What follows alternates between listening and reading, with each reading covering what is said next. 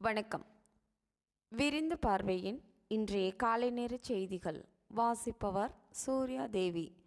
நாடாளுமன்றத்தில் முக்கிய மசோதா தாக்கல் செய்யப்பட உள்ளதால் அதில் எந்தவித எதிர்பார்ப்பு குரலும் எதிர்க்கட்சிகளிடமிருந்து வந்துவிடக்கூடாது என்பதற்காக தற்போது எம்பிக்களை இடைநீக்கம் செய்துள்ளனர் என டெல்லியில் நாடாளுமன்ற திமுக குழு தலைவர் TR பாலு பேட்டியளித்துள்ளார்.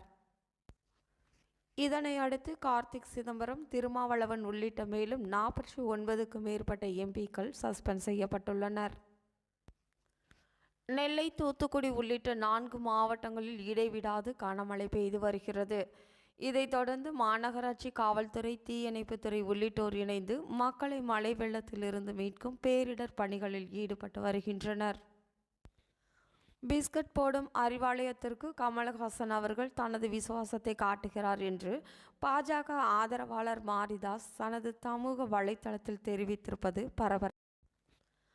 திண்டுக்கல் அரசு மருத்துவர் சுரேஷ் பாபுவை மிரட்டி 20 லட்சம் லஞ்சம் வாங்கிய வழக்கில் மதுரை அமலாக்கத்துறை மண்டல துணை அதிகாரி அங்கி திவாரி கைது செய்யப்பட்டு சிறையில் அடைக்கப்பட்டுள்ளார்.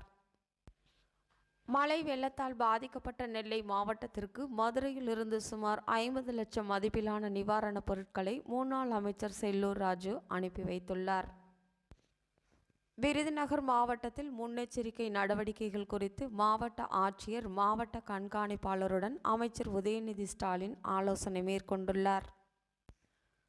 கனமழையால் பாதிக்கப்பட்ட 5 மாவட்டங்களில் ஒத்திவைக்கப்பட்ட அண்ணா பல்கலைக்கழகத்தின் தேர்வுகள் பிப்ரவரி மாத ஞாயிற்றுக்கிழமைகளில் நடத்தப்படும் என பல்கலைக்கழக துணைவேந்தர் வேல்ராஜ் தெரிவித்துள்ளார். பாஜக அரசில் சஸ்பெண்ட் செய்யப்பட்ட எம்பியாகிய நான் காங்கிரஸ் கூட்டணி அரசில் உள்ளே கால் வைப்பேன் என திமுக MP MM அப்துல்லா தெரிவித்துள்ளார். இத்துடன் செய்திகள் நிறைவடைந்தன.